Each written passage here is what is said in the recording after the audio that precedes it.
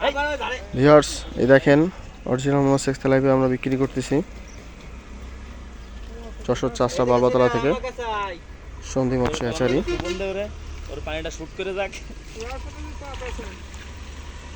ওখানে ধর এবার আবার ওখানে কেন ওর ওখানে ধর মাছটা এখন সিকনি করা হবে। ধরাই দেয় হ্যাঁ এবার তুই এবার যাই না জাল নাই। ভিউয়ার্স এই দেখেন আমরা কিভাবে মাথার মাছ সেকনি করে দিই, আপনারা ভিডিওটি দেখতে থাকুন। এই যে হাড়ির উপরে একটা নেট দিয়ে ছোট মাছ ইসের ভিতরে চলে যাবে নেটের ভিতরে এবং বড় মাছটা উপরে দাঁড়ায় থাকবে।